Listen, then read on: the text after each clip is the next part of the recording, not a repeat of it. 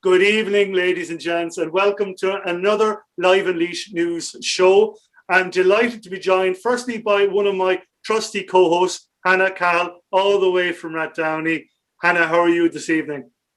I'm doing great, John. I'm doing great. How are you keeping? Great, and we missed you last week. We missed you last week. Thankfully, I'm back now again this week. Oh, marvellous, marvellous, marvellous. The A-team is together again. Absolutely. Yeah. And we have two wonderful guests we're chatting to this evening. And on paper, as I mentioned off camera, their backgrounds seem to be totally different, but there's a common denominator with the two guests, and we'll come to that in a moment. But first up, we have Seamus Hoyne. Good evening, Seamus. Good evening, John. A proud leash man. How are you today? I'm great. Thanks very much.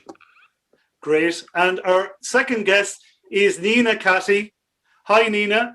Hello, how are you? Great to meet you. Great. At long last. Thanks. At long last, in person, almost, virtually in person. We're going to have to come up. We're going to have to come up with a new phrase. Virtually in person doesn't really work. It doesn't quite capture.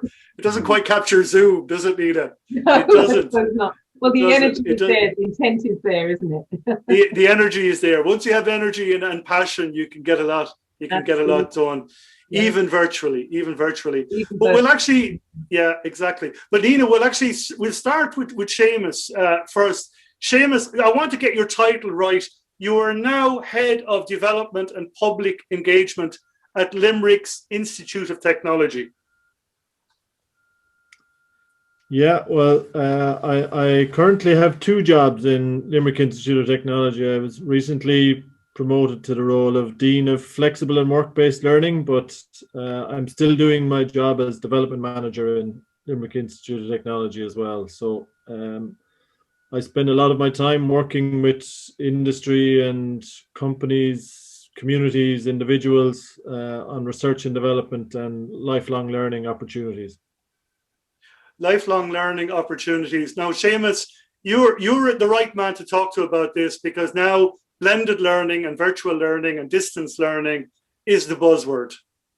And online events and online webinars and lectures, it's now a staple diet of most people's lives. Did you see this coming? Yeah, well, I suppose throughout my career, I've been involved in lots of different kind of innovations and activities. I suppose the speed of transition has been what's caught everybody. I'm sure Nina has been used to dealing face to face with people as part of her work, as yourselves would have been used to interviewing people in face to face activities in your studio, and we would have had that in third level education. The norm for institutes of technology is to deal with people in small classrooms and have really active learning. And we've been increasing the amount of online learning that we've had to do. But the last 12 months, we've had to completely pivot everything that we do into an online or a virtual space. So we now have lecturers in LIT who used to show students how to mix chemicals in a science lab, doing it online in completely virtual environments. So it has been a huge change, but I've worked across Europe and many kind of research and development projects over the last 10 or 15 years. I've worked with companies in the States. So it's been bubbling and it's been coming slowly, seeping into education and into life. But now we've all just had to adjust so quickly to this new world. And it suits lots of things, but it doesn't suit many other things. Yeah, it's been a huge learning curve for everyone involved, hasn't it, Seamus? Yeah, and I think the great thing is, I mean, people have a lot of ingenuity. People are very resilient. People are adaptive. So I think that's the great thing. I have 4 kids from 10 up to the age of 15. So I suppose they are digital natives in many ways. They're used to using technology, but now they're using it in lots of different ways. My parents, who were absolutely not digital natives, are now using technology. My in-laws we're all have to adapt to use technologies. I'm part of the local GAA club in Offaly where I work with, so our lotto meetings are online, our committee meetings are online. We've all got used to the new reality, unfortunately. Yeah, and I'd say, no, I was again off camera speaking to Nina, because Nina had one of her events online there. I think, Nina, it was last Sunday, wasn't it, for the Chinese Lunar New Year? The Lunar New Year, exactly. We had a brilliant talk, actually. The event went very, very well. And what I couldn't believe was just how interactive it was. People really joined in the fun. They asked all the questions they could. Some were asking question after question. It was really, really good. It was quite exciting, in fact.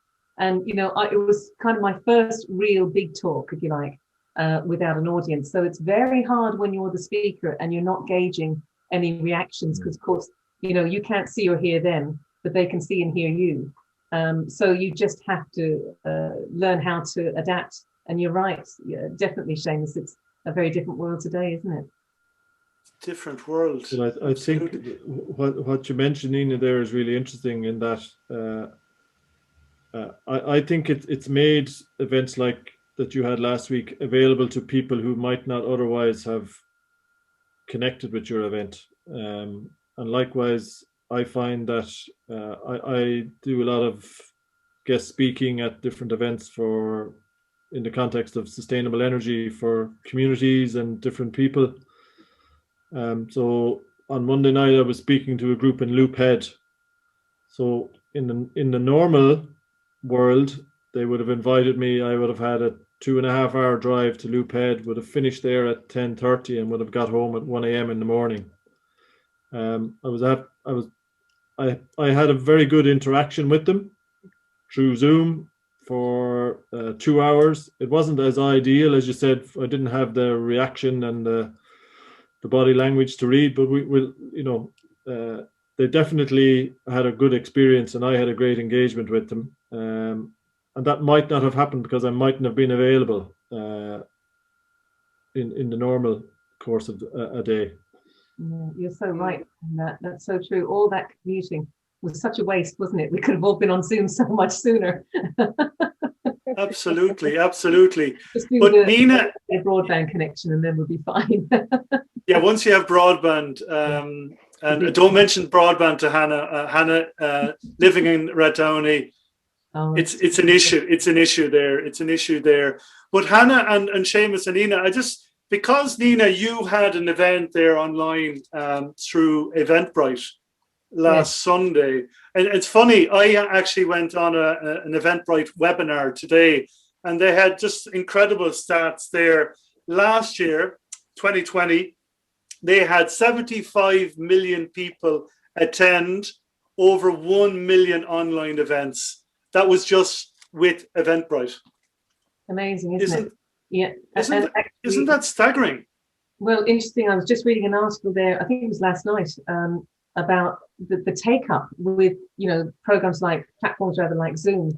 And I think they had something like 75 million users. Now they've got something like 300 million users in a very short space of time. They had to get everything to that level in 3 months. Whereas prior to that, most platforms have had, take up that's been quite fast, but not as fast as that. So it is amazing. Yeah. And I think it's amazing. A fantastic addition. And it's so easy. I mean, we've all gone online, and yes, we have our blips and we're learning as we go. But I think the fact that we can all ask questions, put our hand up as if it were a real classroom. You must see this, Seamus, as well. I think it's fantastic. We've got, everything at our fingertips now. Absolutely. Now, Hannah, perfect opportunity for you to jump in and shut me up and ask Seamus and Nina some questions. For me to start my interrogation. Well, I was going to start. I'll start with Nina. Nina, the first thing I wanted to ask you was, for people who might know what kind of Feng Shui is, Feng Shui, I hope I'm saying it right. Could you kind of explain it to us? Yeah, absolutely.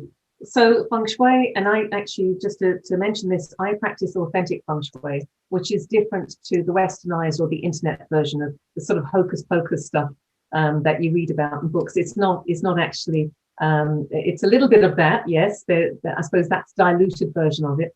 But what I mainly deal with is discovering what the energies are of each individual person by taking their date of birth and working out a chart for them. And then once I know their energies, I know everything about their health, the way they interact and communicate with other people, the best times of day, the best season for them, the best type of house for them to live in, the best layout of rooms and the best alignments of furniture such as beds and desks and so on. And then for me to successfully make Feng Shui work for people, I need to know the Feng Shui of the building. So I have to see the building, take some compass degree readings, look at the landscape that surrounds that building and match the energy of the people to the energy of the building. So that's where authentic Feng Shui comes in. It's literally about matching people's energies with the energies of the spaces that they live and work in. That's very interesting. I mean, it's now more than ever people would kind of need this in their lives. I think we're all cooped up in our homes. But so from what you're saying is, say John and I both approached you and said, "Oh, we're based from home, we're working from home. What's the best setup?" There's nothing really the same for just everybody. Exactly. You can see on the internet, it's all tailored. Yeah. I mean, it would be a different situation if I was set up an office for you, Hannah, than it would be for Seamus.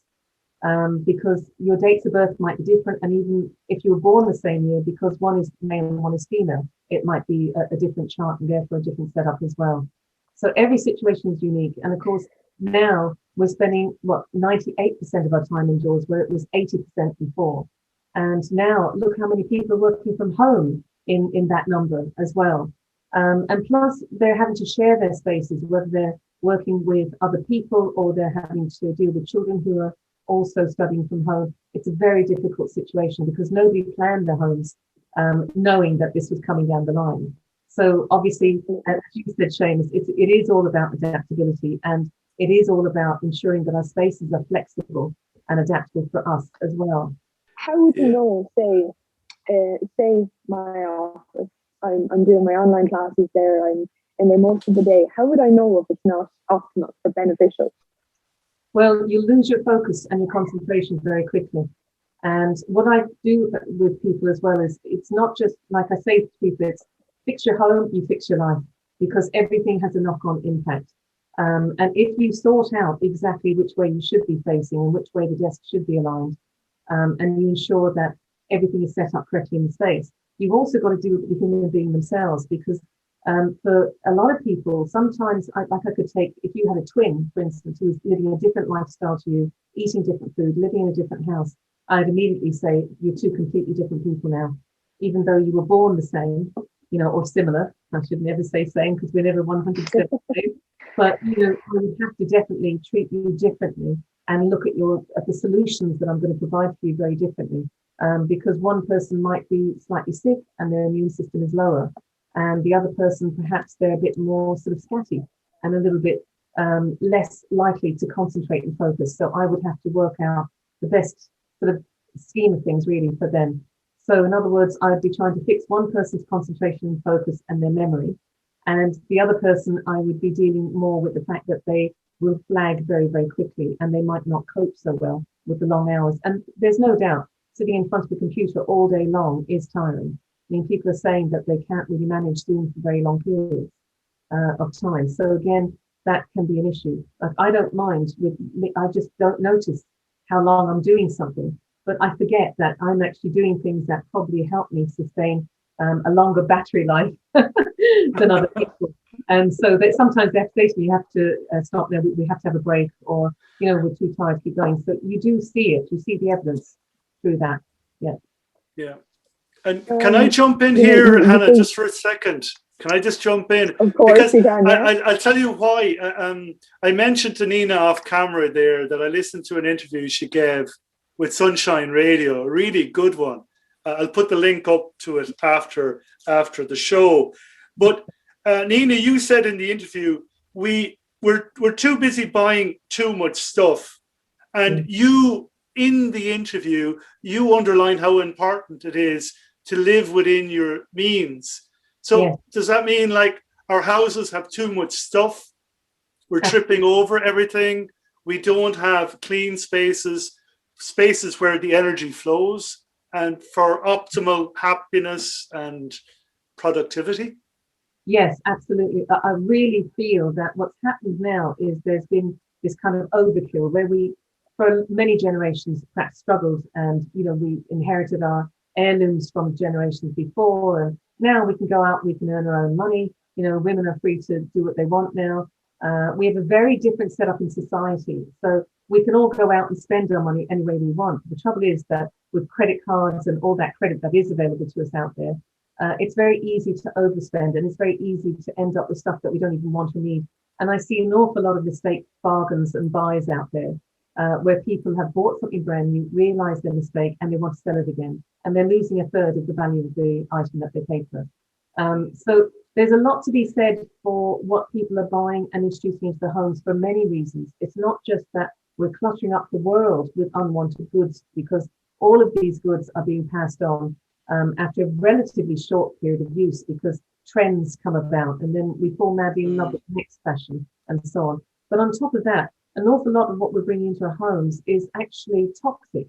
And that, I think, has become even more apparent in the last 30 years when manufacturing really moved more towards Asia. And it's not Asia's fault. It's just that for them to manufacture cheaply and to compete in the world marketplace, they had to do things as cheaply and as quickly and efficiently as possible. And they did that. They've achieved their goal. But unfortunately, we've ended up with goods that are very toxic to us.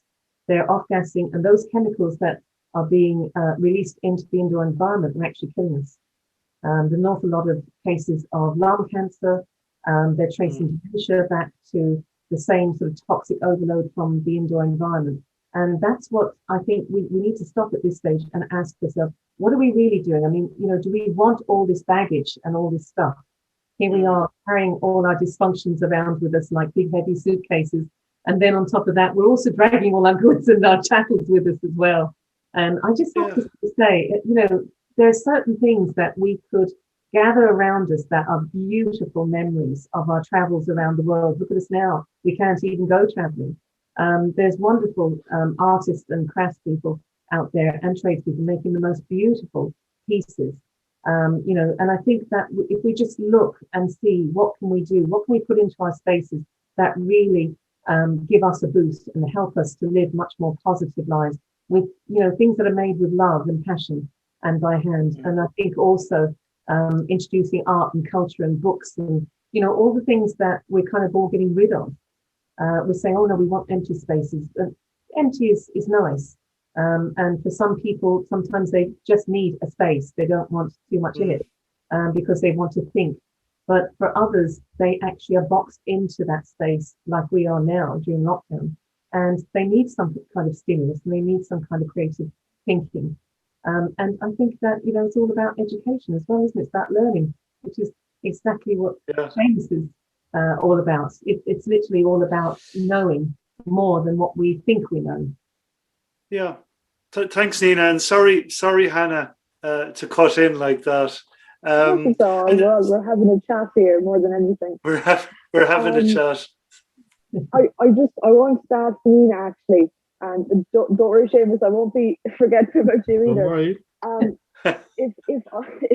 If I walked up to my bedroom now, I'm quite a sentimental person, right? I keep a lot of things, and I'd have an issue with saying, okay, this is clutter and this is something we're keeping, because I nearly think everything. I'm not quite a hoarder. I call myself sentimental, but borderline, to be honest. So how would you say a person can differentiate what they need and what they're kind of allowed to keep as sentimental? So you have attachments, Hannah. Yeah, basically. You're confessing to attachment. Isn't it funny? I see an awful lot of people talking about clutter, and actually an awful lot of my clients, when I get to their homes, have madly cleaned in honor of my visit, because they think that I need to see the place pristine and tidy and clean and decluttered and so on. Actually, I prefer to see the reality of the space and the way people live and what they are attached to and your space says everything about you in terms of personality and identity. This is your identity. It's who you are. Otherwise, you wouldn't have it in your space, would you? unless it was a rental property. And the fact is that most of the things that we have are not things that we should be necessarily getting rid of. And I don't really believe in ruthless decluttering to end up with cutting ourselves off and away from our past, unless it's stuff that we really feel is tying us down. I mean, I'll give a good example. There was a friend of mine who lived abroad, and I went to visit her, and she was desperately trying to get over her relationship, yet she was still wearing the engagement ring she was given 10 years earlier.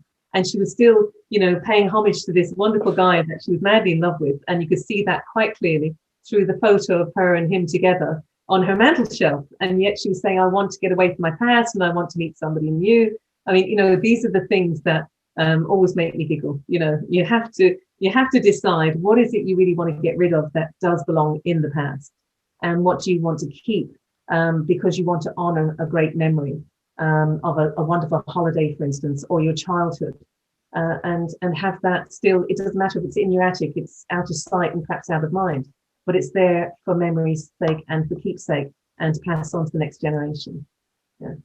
Yeah. Actually, sorry, Hannah, really good question.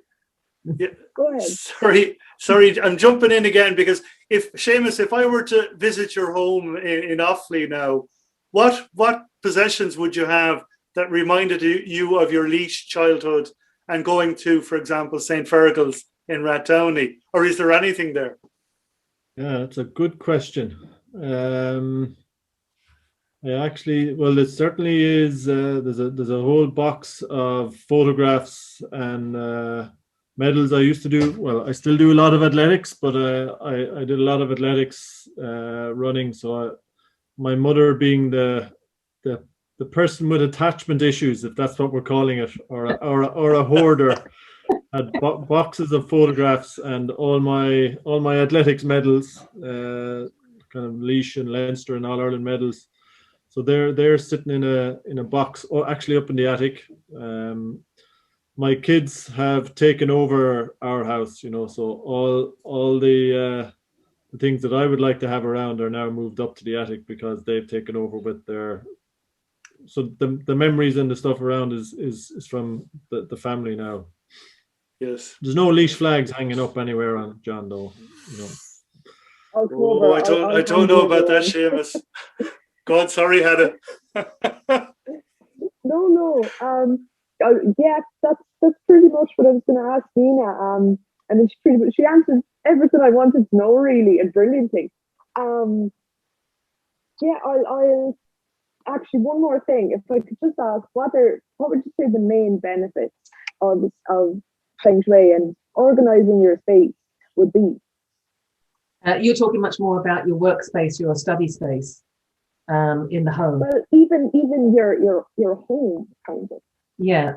Well, gosh, wow. Now that's a huge question. But what I will say is that, and this is where the difference, I suppose, between authentic Feng Shui and the westernized version of Feng Shui comes in, is that when I arrive at people's homes, very often, and places of business for that matter, or if I'm taken on by architects to do, some work for them on plans, I do find that people tend to set up, they almost self-sabotage by creating sort of taboos, if you like, within the home. Like, for instance, sleeping under a sloped ceiling. It's not good because it's obviously oppressive energy and it's pressing down on us. And, that same person is going to probably end up suffering from depression in the long term, but definitely mental stress. And again, if you're going to line up your headboard with a wall behind which there's a toilet, then you're literally putting your head down the loo. Simple things like that. Another thing is, people will seat themselves with their back to a door and then they wonder why they have no concentration. Another. You're describing my bedroom here. I mean, dear. There you go. The computer is always, and the television is always set up in the power seat of the room. So when I walk into space and I see that, I think, oh, these people love watching a lot of television, and it's the television is God. But you don't need to have the TV as God. You can actually have a conversation. You can read a book. You can knit. You can, you can do so much more than just use your space for television. And maybe now that people are sharing spaces, I think that's going to become much more evident. Is how are you using those spaces? What's the purpose of the space?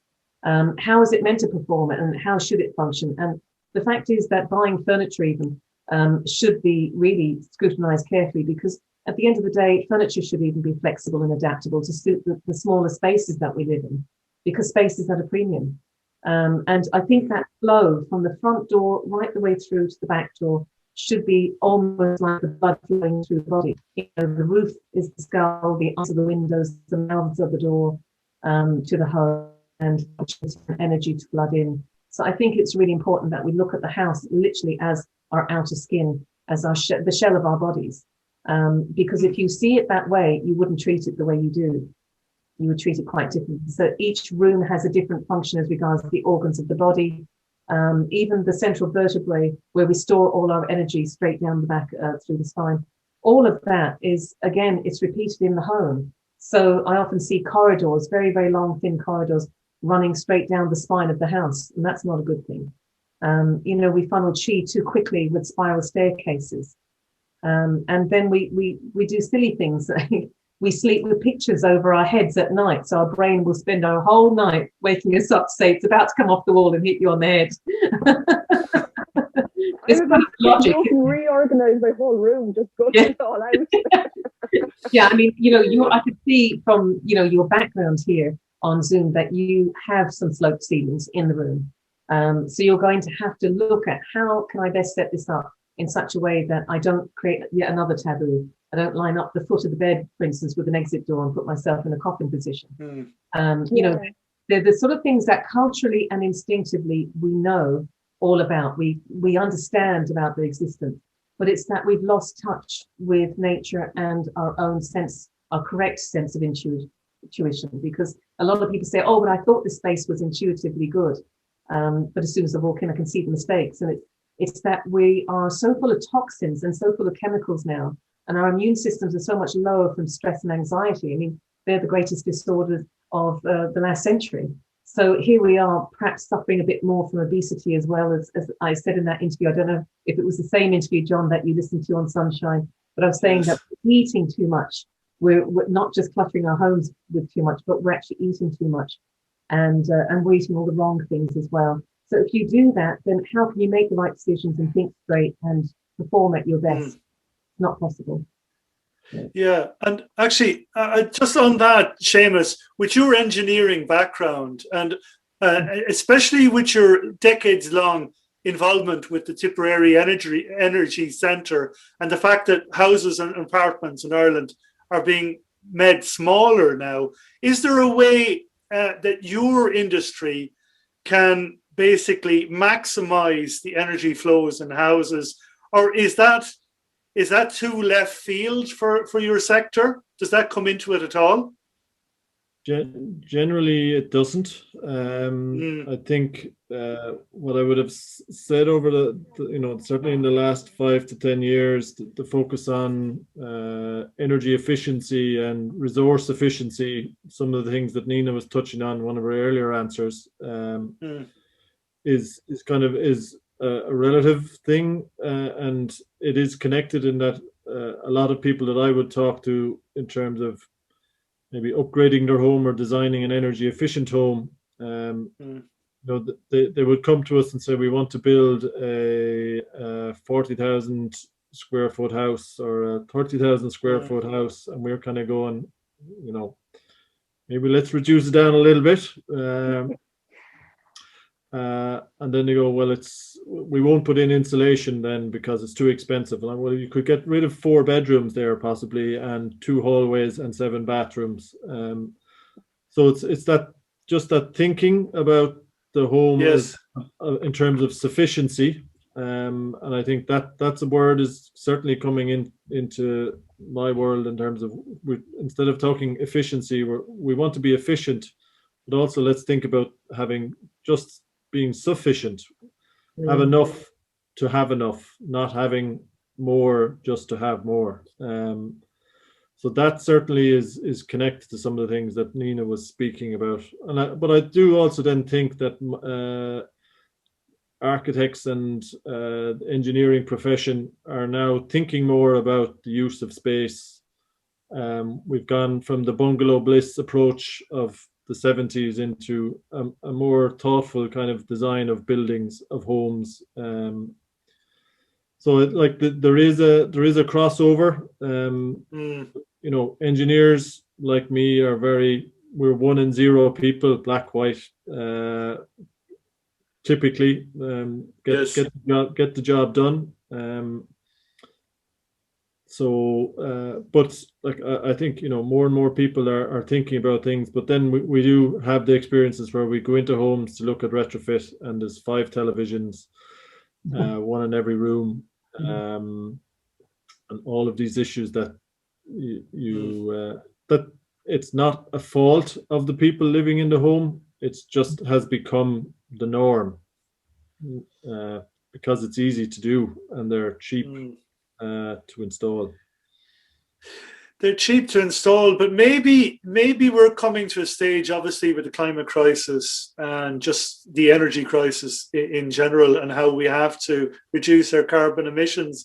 Maybe it will have to become a necessity that we will have to pare back our lifestyles and live much more simpler lives. What do you think? Yeah, I mean, I think, and this is always the debate, when maybe we have, I'm constantly having debates with people, with policymakers, about the whole energy issue, and they say, you want us to go back to the 50s and huddle around a candle with 7 jumpers. And I'm like, that's not what we need. We just need to be really clever in terms of how we design our buildings, how we move around, how we heat our buildings. I'm an engineer, but the last 10 years of my work in the energy space have been about convincing people and getting the money to invest in the energy transition, as we call it. This transition, this new world that as we move to a kind of a carbon-free world. Because the technology is not the problem. It's convincing people, convincing chief executive of companies, convincing homeowners, convincing the agricultural sector, convincing businesses to change their practices, and then taking the money that's typically invested in non-renewables or non-efficient processes, and getting that invested into our homes and our buildings and our schools, so we're much more efficient. And I suppose, to give an example of a change in my life that's occurred in the last 12 months, I think I spent a lot of time working at a European level. In 2019, I had 30 trips abroad, so 30 flights to 15 different countries. In 2020, I had 1. Yes, because I forgot to mention. Most of my business. I was still able to do most of my business. Because I forgot, sorry, and remiss of me, I forgot to mention you're Secretary General of a very, very big European grouping, aren't you? Yeah, so I'm Secretary General of the FEDEREN, which is the European network of regions and energy agencies. So there's 80 members all across Europe working on energy and climate action. So I spend a lot of time in Brussels, meeting with policymakers and the Commission and Parliament. And I must say it's hard to do those strategic negotiations on a Zoom meeting. It's really challenging. So I can't imagine how difficult it was to do Brexit on Zoom, because you just don't get that same engagement. You can't have the cup of coffee and the chat over the coffee and the croissant in Brussels about, if your guy does this and I'll do this, then we have a compromise. You're doing it in a very cold environment. But we've all of my partners across Europe, we've all have to change how we do things. All our conferences, we run conferences all of the time. They're all now online. I'm doing a new strategic plan for FEDEREN at the moment with all the members. So we've had multiple workshops. So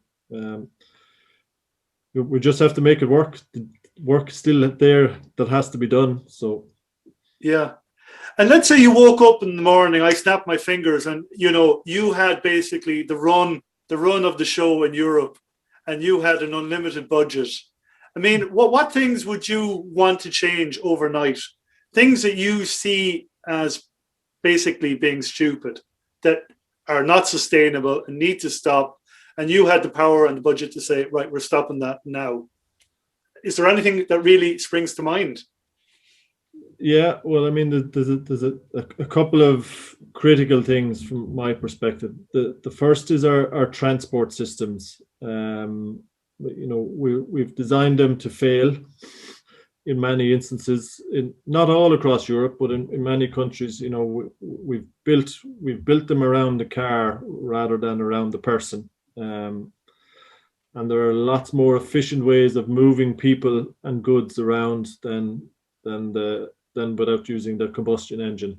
And it causes lots of problems with air quality as well, which is a significant issue and is, resulting in lots of deaths, hidden deaths. So I think huge investment in transport and public transport systems. And I think moving away from this psychology of thinking about public transport as a cost. Public transport is a service that we should invest in, would be, I suppose, a critical thing. And that would be public transport for people in rural towns as well as urban areas. So that would be the first. I mean, it is fair to say we've had huge changes in the last number of years. I mean, and the policy environment for sustainable energy has never been as good for climate change. I think but the second thing I would do is to enable individuals and communities to invest and to own their energy systems. So whether that's a community wind farm, a community photovoltaic plant, or to come together effectively as a community to renovate the homes in Rathdowney or Coolderry, where I live. We're still very centralized, and this is all across Europe, where Nina can't go out to buy shares in a community renewable energy project that is owned by the people where Nina lives. They're owned by pension funds from across Europe. And, we need that investment into the sector, but it's much better that it's owned by Nina and John and Hannah and Seamus. And the money is circulating in the economy rather than leaving the economy. And then I suppose I have a colleague in Austria that I do a lot of work with. I was actually speaking with today, and she speaks about the carrot, the stick, and the tambourine. We need the incentives so that John can retrofit his home. We need the stick that forces John to retrofit his home. But the tambourine is that we tell people about it in a really positive way, and we communicate the opportunities, like the jobs in the green economy for the next 20 years are going to be monumental. But we need to retrain and reskill lots of people because to be able to deliver on the green transition. And so I think that's the big piece, is I would invest in a really much more engaging and positive communication campaign to get people to understand, and then to take the people that are going to be affected in parts of the country and parts of Europe and help them take advantage of the new transition. The new transition, or in the Midlands, it's termed the just transition, because we're moving away from peat harvesting and milling. And obviously those workers, especially in Bord-na-Mona, have to be retrained. And of course, there's a lot of anxiety, a lot of worry. People who are used to doing a certain job for decades are being told, well, you have to change. And change is scary, isn't it? Yeah, I mean, change is very difficult, and I'm involved in a number of different kind of projects related to the just transition, and have been involved in other just transition areas across Europe. And it's as much about culture as about the physical job, or that description of the job, where you're milling peat or transporting peat or working in the power factory, or because it's been part of the psyche of Laois and Offaly and other parts of the Midlands. and that's not a quick win. You don't change culture overnight. That's very slow. So you have to be understanding of that. Like, and I do feel I was in Spain 2 years ago, in northern Spain, which has a huge coal industry. And 25 years ago, they had 250,000 people employed in that part of Spain in the coal industry. Now they have 5,000.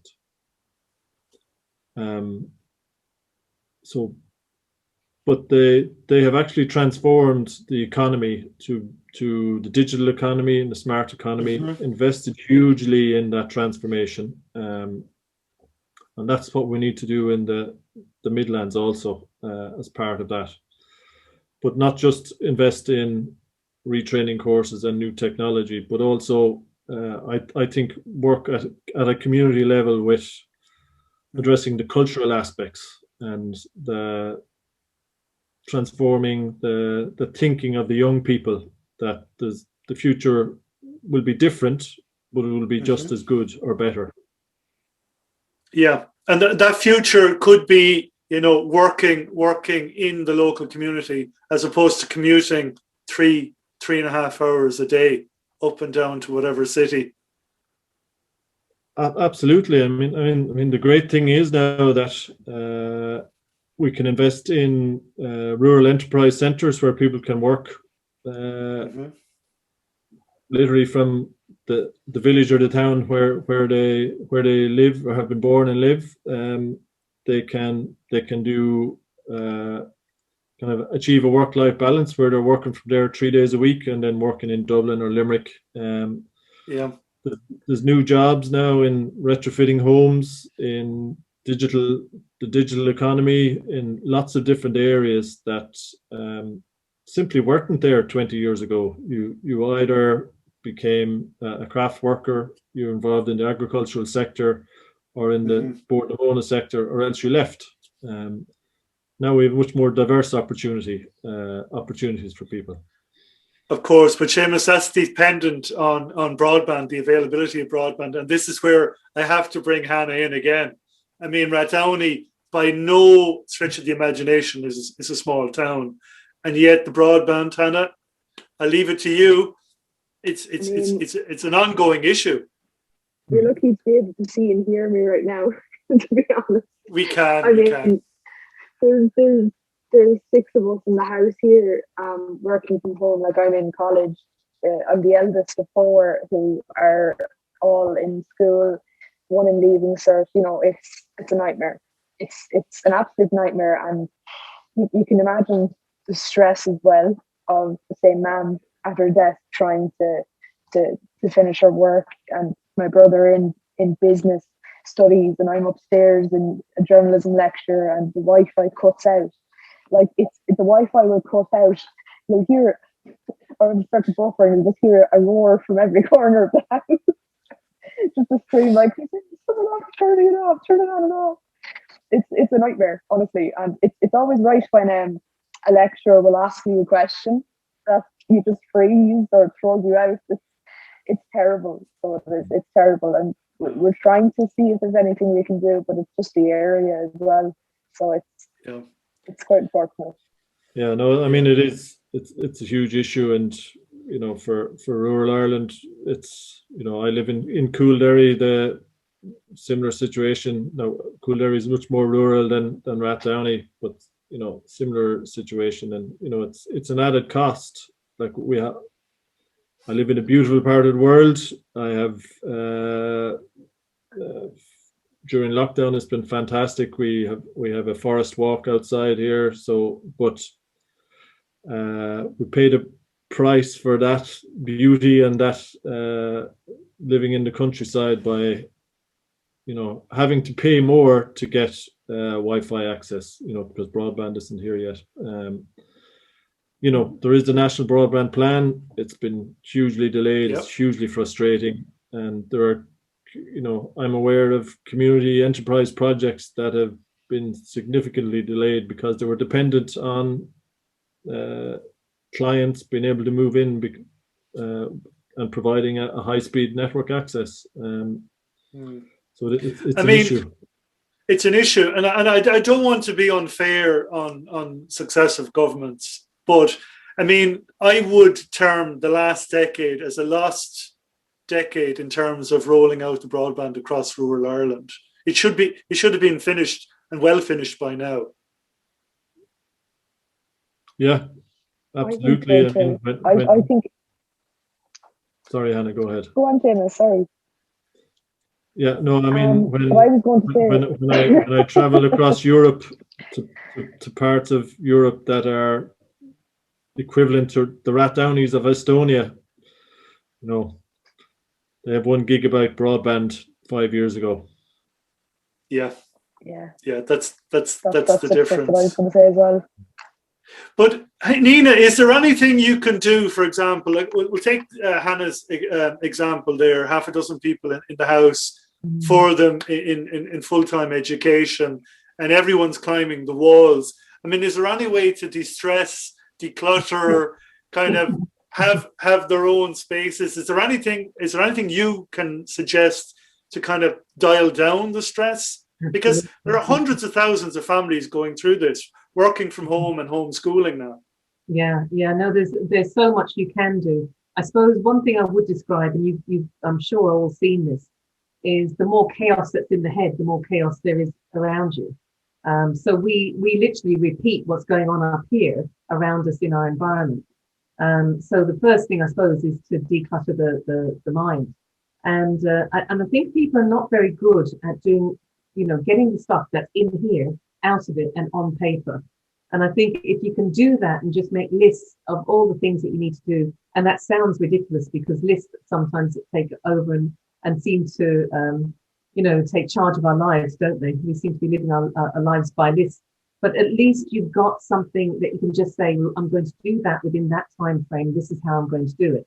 And if you break things down in that way, I think it makes things easier, that you can see what that workload is. You can see how you're going to get it done. You see an end, game to the plan. And I think that makes life a lot easier for people. And also, I really think that we need lots of inspiration in our spaces. We need color, we need texture, we need pattern, we need plants, great pets. There's nothing like happy pets in the house for the energy that they give and the companionship that they offer. And I mean, that's a wonderful, toing and froing of energy there alone, isn't it? Absolutely. Like Hannah, for the background here, it's very, very boring. What do we do? I definitely think you need illustrations of me. Well, I love the painting and the lamps behind you. Thanks. Very much. Yeah, absolutely lovely. Look, an awful lot of what is without us, what is outside of us, is actually within us, isn't it? And vice versa. And I think if we really want to express ourselves, then start with one thing. I happened to buy that painting unframed abroad, and I brought it home. And actually, I got to meet the artist himself, and I spoke to his wife. He was Russian, and she was Moldovan, and they were living in Portugal. And I got to talk to him, and he actually teaches art in a university. And it's just wonderful. It was really the whole, picture. It wasn't just the picture. You know what I'm saying? Yeah. And so I could bring that home, and sort of every time it's a conversation piece. And if I wanted to change out that picture for a different picture, or I could swap out those 2 wall lights for different wall lights. I've made the house in such a way that I can change things out. I mean, most of what I have is repurposed, and I'm happy with it. It's solid wood rather than MDF. It's glass, not plastic. There's very little. Actually, I went and I did a proper sort of survey around the house, and I just made sure that I did a sort of a snags list really of how to get rid of stuff that I didn't want to see in my environment anymore some time ago. And it was great because although I had to say goodbye to things which Hannah would appreciate that I didn't want to say goodbye to, at the same time, I didn't want those toxic things in the environment. And the wonderful thing is that now I'm far more focused really than I was even before. And I was always very focused. And now I can concentrate. Now I'm less full of toxins, if you like. And I think that's actually something that would be very helpful for all of you in that house, is perhaps to, go about doing some simple things. Actually, one of the talks I gave is being recorded from last Sunday. And hopefully that recording is going to be out now, and I'm going to, in a short while, and I'm going to post that on social media. But have a listen to that, because there were quite a few tips that I gave for, recreating, I suppose, the environment that you're in, and refreshing the energies of that space. So, take a few tips. Definitely good I watched. Yeah, and I think if everybody makes the effort within their sector of the house, that makes it easier. It's like, how do you eat an elephant? And so on. So we all take things, everybody has to do something. And I think if we just take our share and deal with it, and that becomes the whole, doesn't it, then? Very easily, very quickly and efficiently. Yeah. And Nina, so you seem to have the recipe for happy, healthy homes down. Seamus, do you, from your sector, do you have a recipe for happy, healthy, self-sufficient communities who are doing things that bit better? Yeah, the community group I mentioned earlier on in Loophead is one, I suppose, an example of the type of things they're talking about. So, energy is the topic that they're using actually to knit the community together. It could have been biodiversity, it could have been anything, but they've just picked energy, which is great. So again, if we start from the home out in terms of the community, like a healthy home is one that's comfortable. There's good air quality, which is a huge issue in Irish homes. Well, why is that, James? So what we've done traditionally is we've built inefficient homes that were very leaky, that had poor heating systems, so open fires that send a lot of particulates and other toxins into the air. Then we've started insulating them, but we've still using those inefficient heating systems, and we've made them more airtight. So those toxins are becoming more and more trapped, and the particulates are in the air. And now we're starting to build more energy efficient homes, but not managing that ventilation piece. So to get fresh air in and stale air out and move those particulates out. So that's a huge issue that I see coming down the tracks if we don't manage it properly. So comfortable homes, which are now, comfortable all the year round, and we don't have this, okay, it's roasting in here, let's open all the windows, waste all the heat that we've burnt all those fossil fuels, it'll cool down for an hour, and then we'll close the windows and put more coal on the fire, or whatever the solution is. Yeah. So comfortable homes with good air quality, which makes working from home much more comfortable. Everybody's happier. And then in terms of the community, it's that piece of trying to take, if we take the energy space, it's trying to take ownership of energy. So we would have worked 10 years ago with a community in Tipperary and Drumban, where I know it well. With them, and they wanted to do something on energy, and we said, okay, well, let's look at energy efficiency. So we trained the community, and they did energy surveys of all the 400 homes in the community.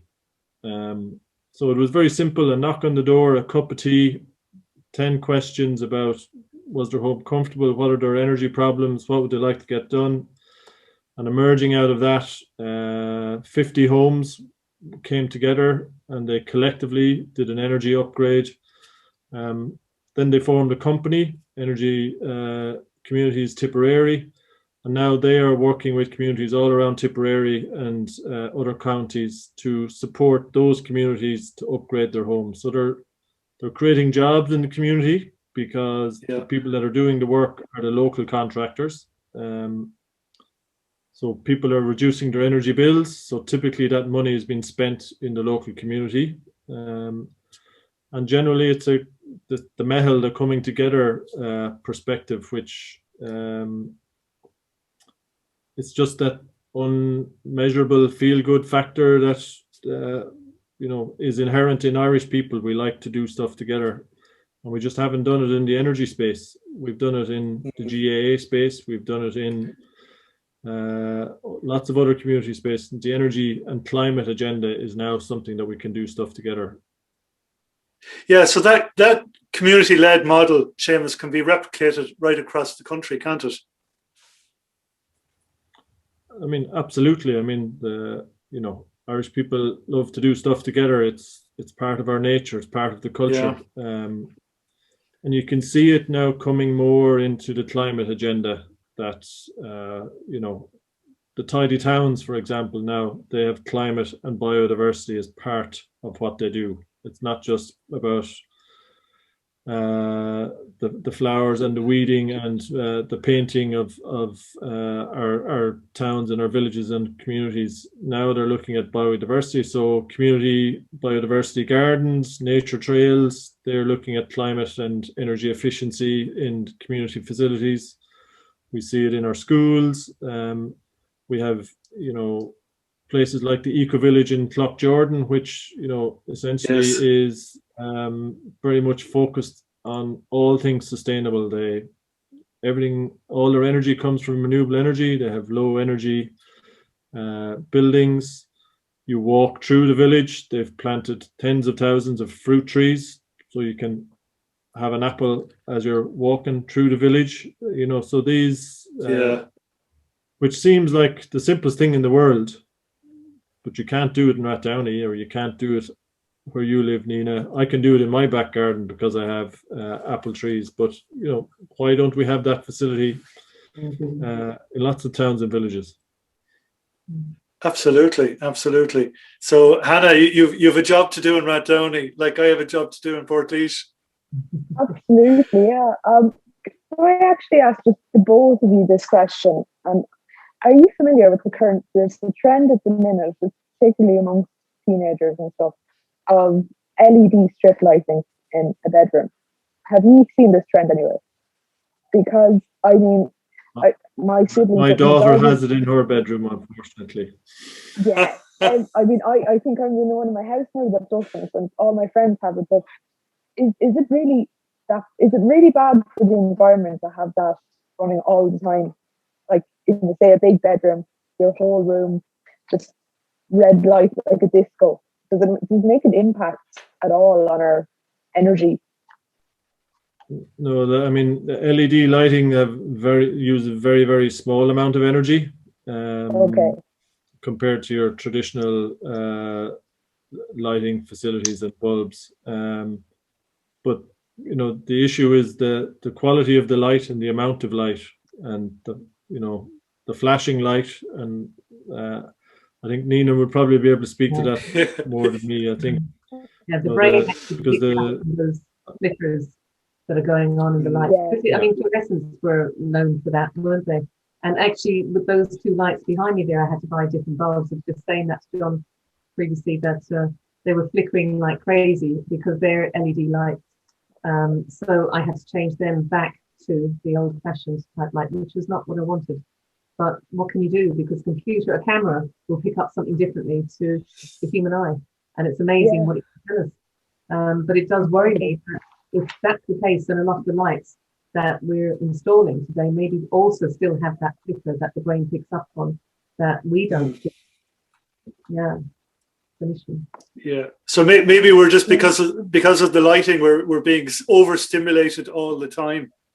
Well, we are plus all the screen time we're mobile phones, and then we're charging them.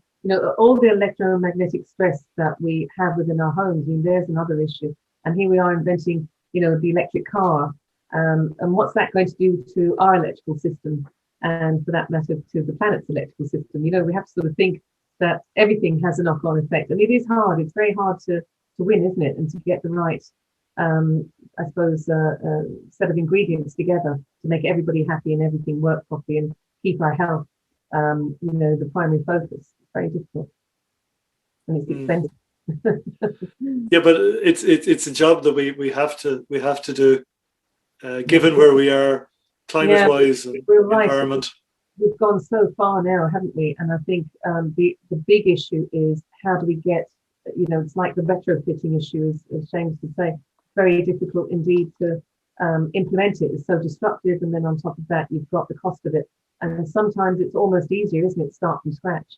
So it is a very difficult balance for everybody, because, you know, it's the consumer in the end that gets hit in the pocket as well. Yeah. Yeah, higher energy costs. I had this conversation with sorry, Seamus, go ahead there. Yeah, no, I mean, I think there's a lot of great research going on now around kind of behavioral economics and behavior change in the energy space. There's been the companies like Google and Apple are experts on behavior change and how to influence people. But that knowledge and that application into the energy and the climate space is really interesting. And I sat in a conference about 10 years ago. It was kind of one of the first ones I sat in around behavior science. It was a room full of psychology experts and sociologists, but there was no engineers in the room. And I purposely went in to have a debate, saying, like, you can't sit in your tower over here and I can't sit in my tower over here. So I'm talking about kilowatt hours and energy and wind turbines or whatever I'm talking, or insulation. And you're over here talking about people and insulation. We all have to be in the same room figuring out, because you need to teach me how I need to talk to people when I want to convince them how to do something. And you need to understand my language in the energy world. So that crossover and interdisciplinary approach is the only way this energy transition is going to work, because different people have different triggers and different people need different supports. So, a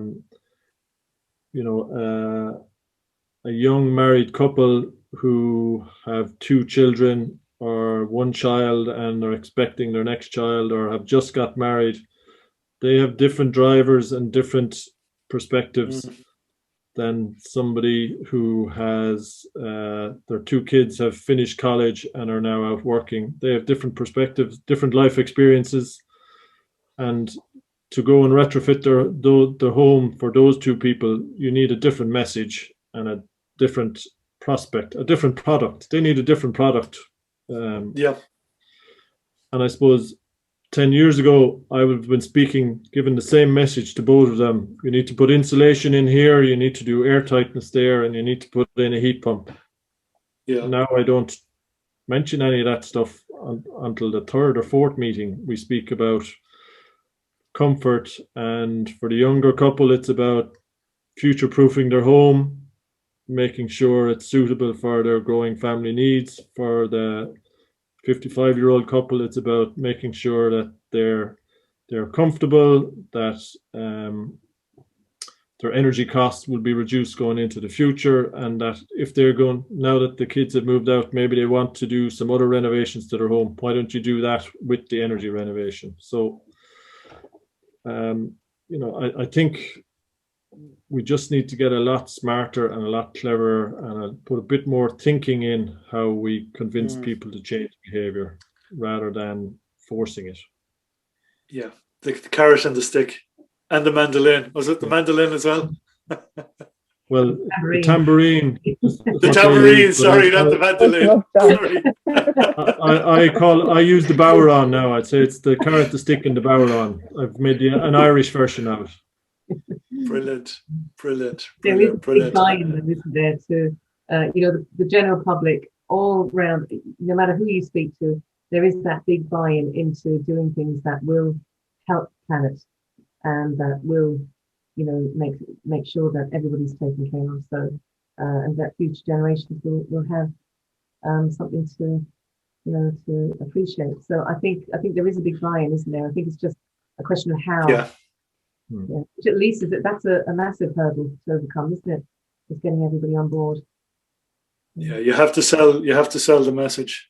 You just have to sell it. And I think the media have a huge role in this as well. You can't be constantly scaring people. Yeah. You have to come up with solutions.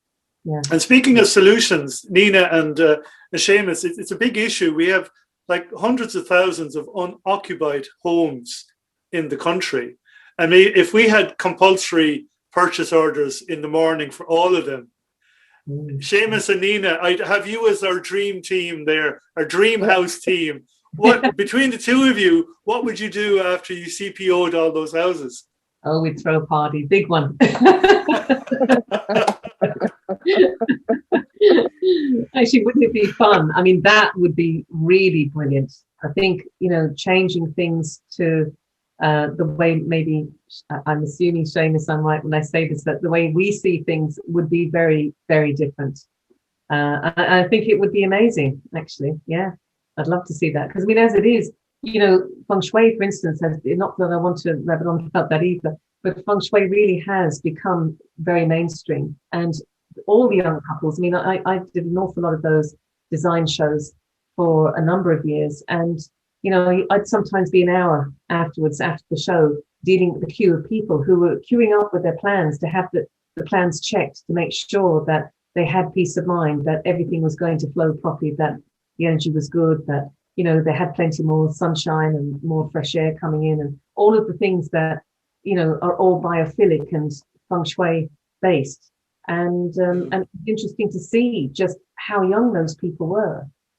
So we're talking 25 all the way through to people who were 75 and older, who were adapting their properties to make them suitable for their age group now, and the fact that the next generation was coming up with their children to live in one half of the house, for instance. Yes. And I do think that we can make a lot better use of spaces in every way, in every sense. Yeah.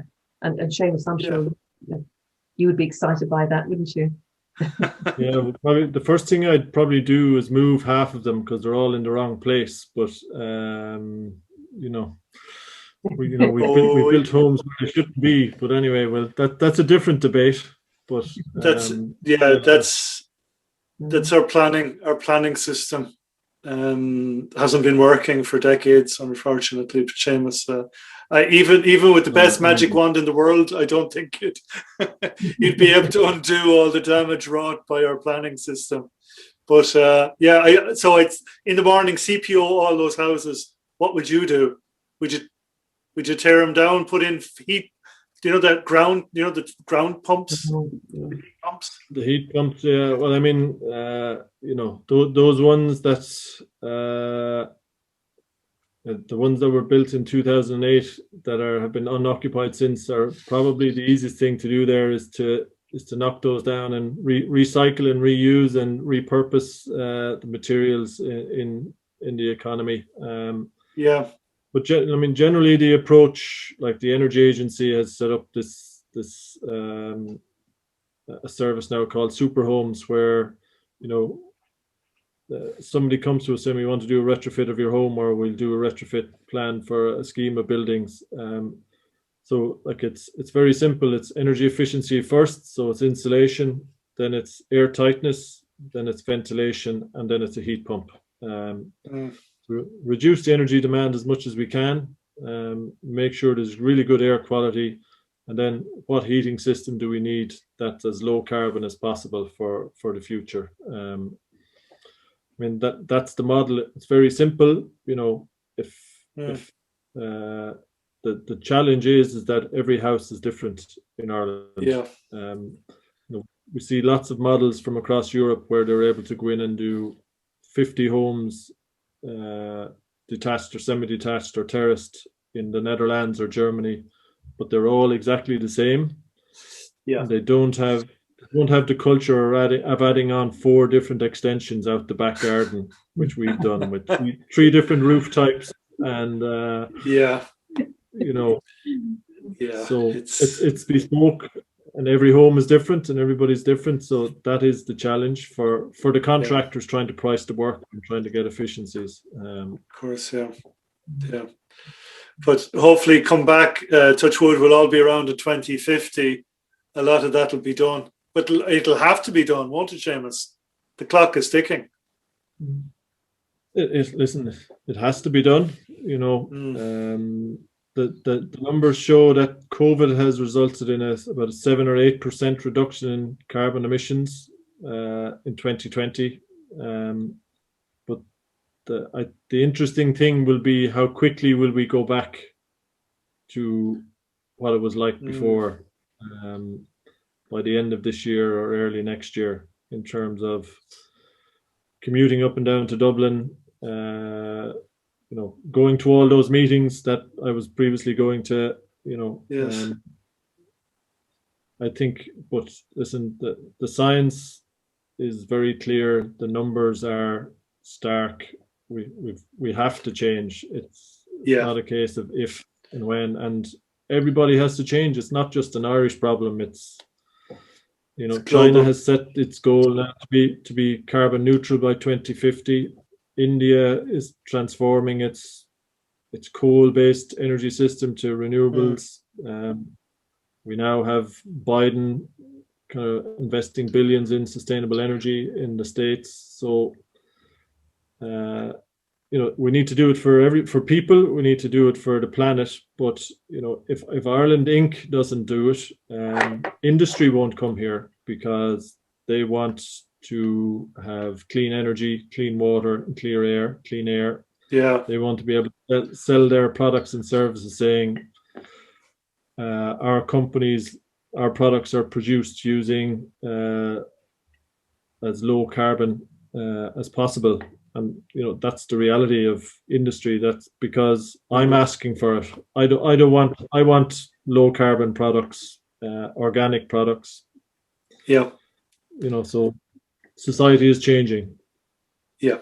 And it has to. But hopefully Ireland, being placed where we are, and with the amount of room we have, surely we're best placed among most countries to actually be a leader in the new industry, the clean industries, the green industries.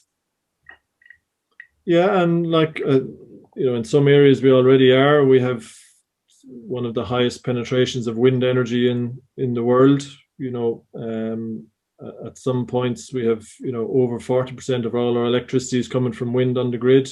That'll go to 70% in the next couple of years, which is it's phenomenal, really, for a small Ireland grid to have achieved that. Nowhere else in the world has done it. We have some of the smartest IT experts in the world working on smart grid technology that we can export to the world. We have some companies that were traditionally producing fossil fuel boilers are now pivoting to be renewable energy experts. We have lots of wave, we have lots of biomass, we have lots of other resources of energy that we can exploit to kind of have a green, clean economy. Yeah. So I'm excited. Well, I'm an optimist. I love innovation. I'm interested in change. So I'm incredibly optimistic about the future. There's going to be lots and lots of challenges, no doubt. But my father once said to me, "Never be the first and never be the last." So I completely ignored him. So I tried to be the first. and do so. Yeah, absolutely. You're a leader, and your optimism just jumps off the screen. It's wonderful. I'd be optimistic, very optimistic myself, but obviously we're facing big problems going forward. But I'm sure we'll overcome them. And of course, Nina, for 2021, looking forward, I mean, what do you want to see? What change do you want to see people adopt in their homes and how they live? Some simple thing, a little life hack that would help a lot. Yeah, I mean, I think actually the healthier the home, the happier the people. And one of the things that I think has really taken off, and it's actually very interesting, and I hope we have time for this if you will indulge me for a moment.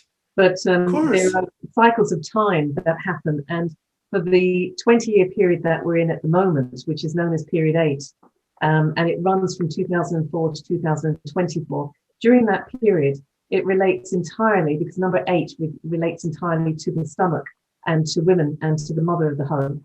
And just thinking about everything to do with the 20-year period that we're in at the moment has been about food and about cooking and about restaurants, and every program practically you switch on the television is about that. and about the effect that food has on us, and that food, finally, people are seeing that food is medicine for the body, and that it also helps our emotions, and keeps the balance there, the yin and yang balance for that matter. And also, women have come very much, out of the dark ages and into their own. Now we see women leaders. Now we see not just women politicians and leaders, but we're seeing women CEOs. We're seeing house husbands and women breadwinners. The world has changed completely, and that actually is all to do with the way that energy moves and how it has moved in this 20-year period. So I suppose really, like I said, being happier and healthier. And I suppose, again, talking about change, as we touched on that earlier, change is actually really good for us. We all resist it. It's horrible to face into change and to learn new things. There's no doubt it puts us into a very uncomfortable space for a while until we master it. And then, of course, we're back to change again. But the thing about change is it builds resilience. And resilience is where we need to be right now. And I think that's very important for this age, because, this is all about looking after Mother Nature, but it's also about the turbulence that will come at the end of this period. So in other words, every time that the 20-year cycles end and a new one begins, that's when world war and world recession and pandemics and everything to do with, upheaval happens, natural disasters, really amazing, like differences in weather and climate change and so on. All of that occurs at that time. And it's been very interesting to see all of this already happening. It's happening sooner than it should, which means that we're bringing it about much sooner because of the state of the planet at the moment. And now we're going into a brand new period of history as well. The next 20 years will be completely different. It will be all about, spiritual enlightenment and personal advancement and professional development, and learning all about mind, body, spirit, and energy, and all the things that we should be doing with one another, which is showing kindness and so on. And I think that's something that people have noticed with COVID, that kindness is becoming the order of the day, isn't it? And decency and having respect for each other, and, being compliant perhaps, and so on, and observing, those regulations for the purposes of the greater good, if you like. So I think we'll be thinking very differently in the next 20-year period. It'll be about thinking about the greater good and doing great deeds, not just good deeds, but great deeds. I think you're right, because the vast majority of the Irish population have been marvelous through the crisis. Yes. Again, the mass media should be pushing that line, that message more. They have encouraged it.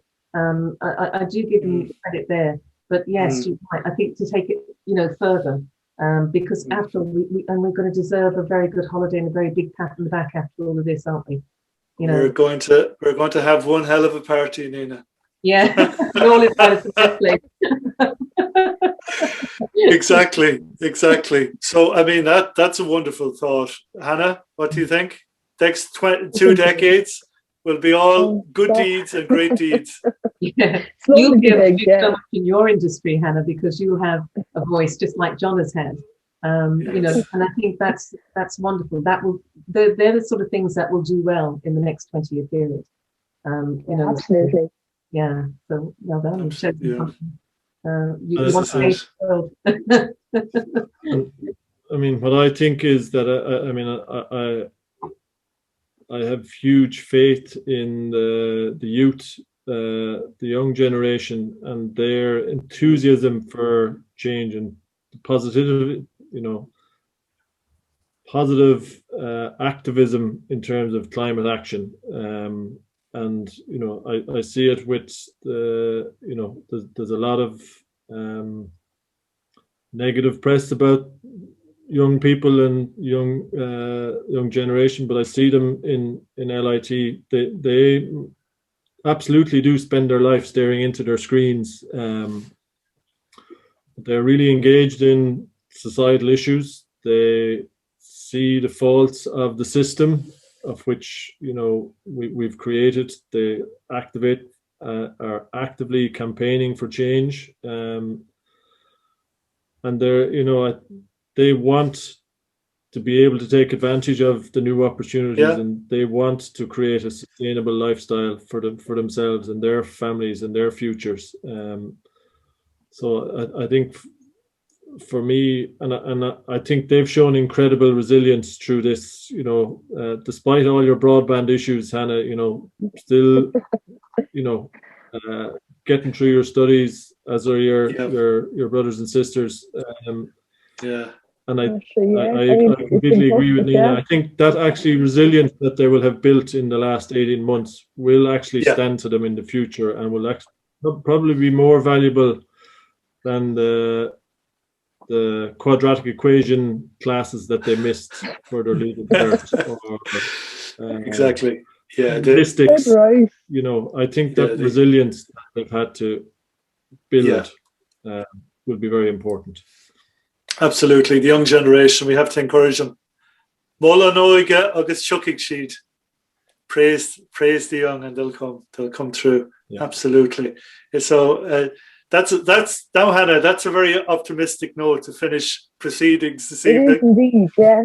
Feeling very the onus is on you now. I'm too old. I'm handing the baton over to you. Oh dear. No, it's all great. About positivity and transformation and fulfillment, isn't it? That's what we're really experiencing at the moment, is you know, the drive of positivity, and I think actually, you know, that transformation is going to happen for everybody and for this country by the end of this. And I think we are coming into an era where fulfillment actually will be perhaps different to what we originally planned on, but it will be something that we will really treasure and make the most of. Yeah. Exactly. So the finish line won't be the house with the six bedrooms and the 3 extensions. And the 14 tellies. And I think it was only 5, but anyway, 5 tellies. But absolutely, well, that's a very, very optimistic note to finish tonight on. I have to say, Nina, I know you had a very, very long day. Seamus, I'm assuming every day for you is a long day. We're so delighted you've taken time out of your busy schedules to chat to us this evening. It was really, really, really inspiring. Hannah, thanks again. Marvelous, absolutely marvelous. And hopefully at the end of 2021, Nina and Seamus will have you back on, and hopefully we will have moved forward in so many spheres and come out of this period. We will get through it. It's been tough, but we will get through it. And I mean, the optimism, the energy, the intelligence in the room, if that's replicated across the country, and of course in Dáil Éireann, we will have no problems that we can't overcome. Absolutely. So to our wonderful viewers, thanks for tuning in this evening. Every Saturday evening, 9 o'clock for the news show. Every Wednesday, 9 o'clock for the sports show. And do subscribe to our YouTube channel. Thank you very much this evening, and stay safe. Good night.